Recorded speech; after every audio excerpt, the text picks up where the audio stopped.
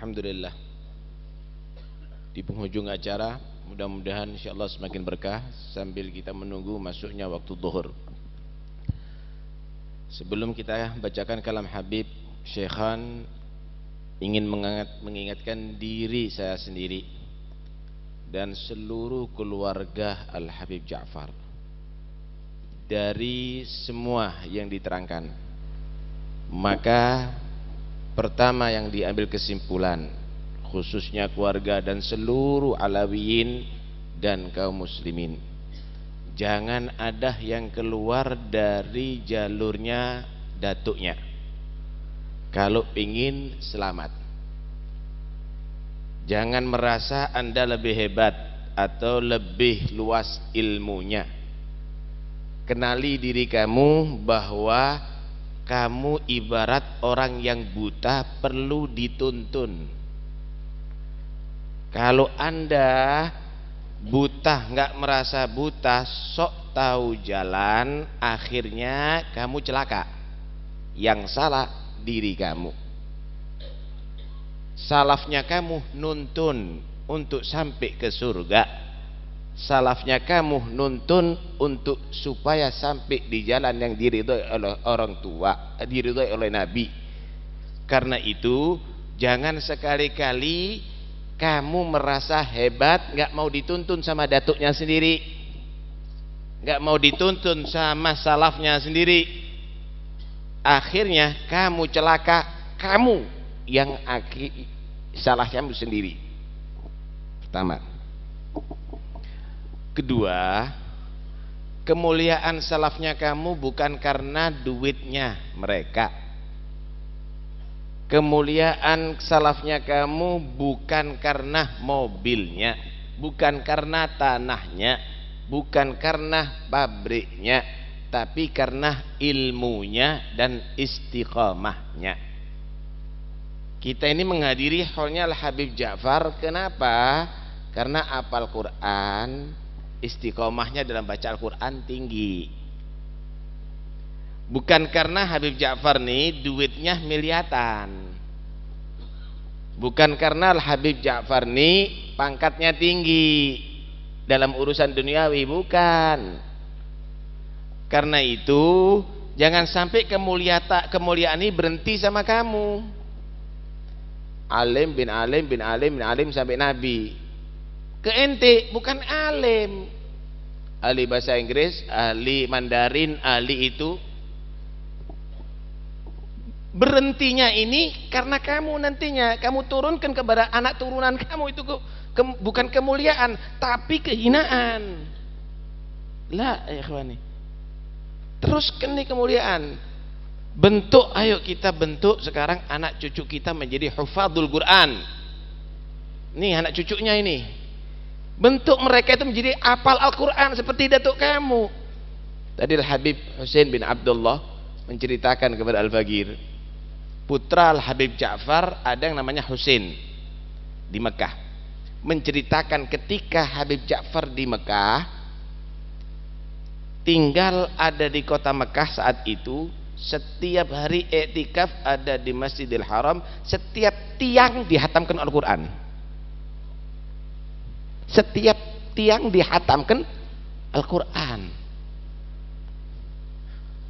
Kemudian beliau juga menceritakan Habib Ja'far itu pernah tinggal di Surabaya, di Nyampulungan. Juga Al-Habib Abdul Qadir Bilfaqi guru ada di Madrasah Al-Khairiyah Surabaya. Ketika dua sosok ini tinggal di Surabaya, Al-Habib Abdul Qadir Bilfaqi waktu itu perlu kitab Gutul Gulub karangan Abu Talib Al-Makki. Datang ke rumah, ngomong sama Habib Ja'far, ya Habib, Anda punya nggak kitab, Anda punya Gutul Gulub nggak? Gutul Gulub itu kalau dibahasakan makanan hati. Punya? Boleh nggak aku pinjam atau membaca dengan Anda? Boleh. Nanti malam makan di rumah, nanti saya kasih Gutul Gulub. Datang nih Habib Abdul Qadir Bilfaqih, makan ada di situ. Setelah sholat isya di masjid, datang situ makan di situ. Setelah itu gutul gulubnya mana Habib? Ntar masuk ke dalam, bawa Al-Quran. Habib Ja'far ini bawa ini, kata Habib Qadir, loh kok ini? Kata, iya itu gutul gulub. Kata, ini gutul gulub beneran nih, obat ini makanan hati bener nih, kata dia. Bukan itu makanan hati? Iya iya, kata Habib. Ini gambaran kepada kita, ini sementara kita ini semuanya ini jangan-jangan hatinya udah kelaparan kita ini, nggak pernah kita kasih gutul gulub hati kita. Bahkan anak-anak kita juga begitu. Kalau kita buka kulkas, semuanya buah-buahan bergizi ada di situ, makanan macam-macam. Tapi gutul gulub nggak ada kita sediakan di rumah kita. Anak kita 24 jam nggak baca Quran, nggak pernah bingung orang tuanya. Ini Quran diturunkan kepada siapa ya ikhwani? Datuk Anda Sayyidina Muhammad sallallahu alaihi wasallam. Lah kok orang yang ahli baca Quran kemudian kita sia-siakan begitu, tidak membaca Al-Qur'anul Karim. Karena itu hal ini pulang, ayo kita terapkan. Kita hidupkan lagi Al-Qur'an di rumah kita. Kita dorong anak-anak kita menjadi hafadzul Quran. Enggak ada ruginya. Eman ente. Eman kalau anaknya enggak ngapalkan Quran. Pingin anaknya jadi apa ente? Profesor yang kalau mati dia tidak membawa Al-Quran. Di dalam kubur nanti yang ditanyani bukan pangkatnya kamu, apa kitab sucinya kamu. Quran gak dibaca anak-anak sama anak kita ya ikhwani.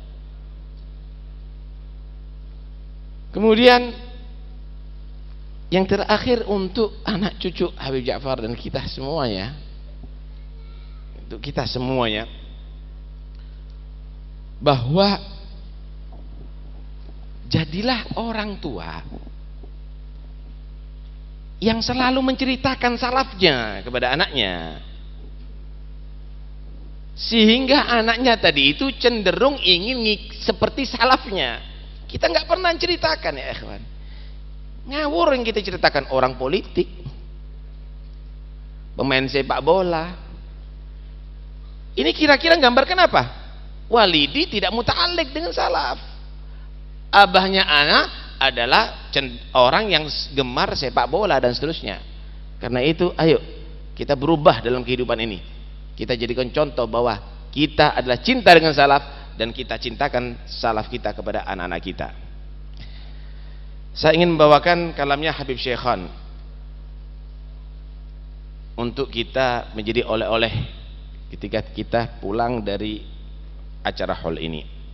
Qala nafa'allah bih wa alaikum bil khumul wadh-dhubul wa adamis syuhrati wal ightirar bil fanil mardul wa dhalika min adamil ugul wa idkhalil fudul wassalama fid dunya wal akhirah fi siratis salihin al khamilin وساداتنا العارفين المقتدين بسيد المرسلين وصحابته والتابعين كأويس القرني وغيره الذين ارتضوا الخمول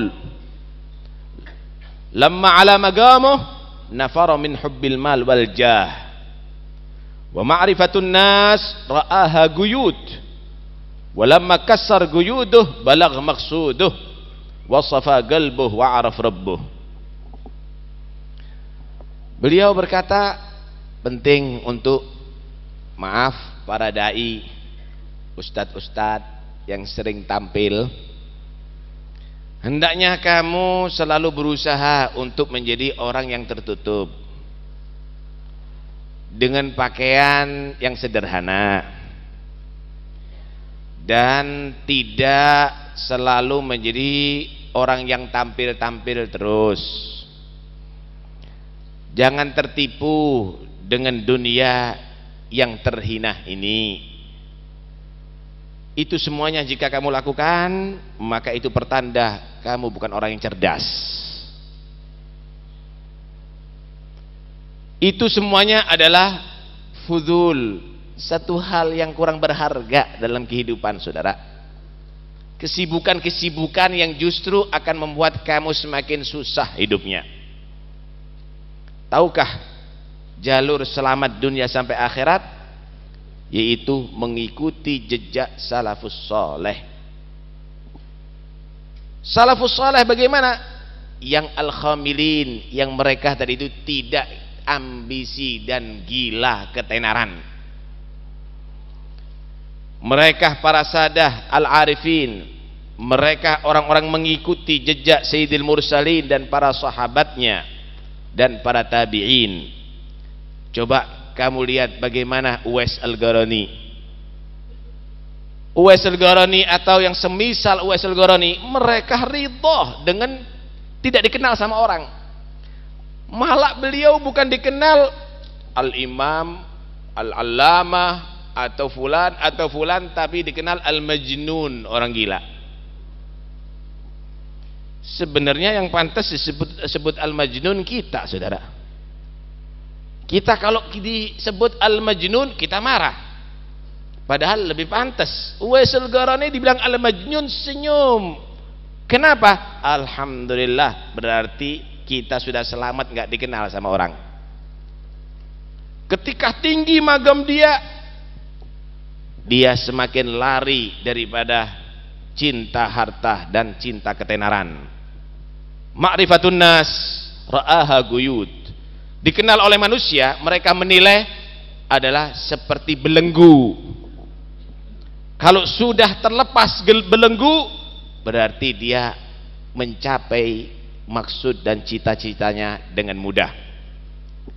Disitulah akan bersih hati, nggak ada kepura-puraan. Dan di situ dia akan mengenal kepada Tuhannya. Kita ini kadang-kadang tampilnya pura-pura sih. Kostum. Tahu anak kecil nggak? Dia pakai kostum Superman, dia seperti Superman, padahal anak kecil. Main-main. Kita juga begitu. Kita pakai pakaian begini, udah seperti merasa seperti di foto. Itu alim-alim, wali-wali itu seperti begini nih. Dia mengaku dirinya seperti aulia, seperti datuk-datuknya. Kostum ente seperti anak kecil pakai pakaian Superman, nggak tahu diri. Kenali diri kamu. Karena itu jangan kepingin tenar. Akhirnya kamu mengaku seperti orang-orang yang hebat. Kalau sudah kamu kenal diri kamu, bersih hati kamu, nggak ada sombong, nggak ada ujub. Kalau udah begitu, baru kamu akan kenal kepada Tuhan kamu. Poin pertama. Satu lagi. Setelah itu adzan.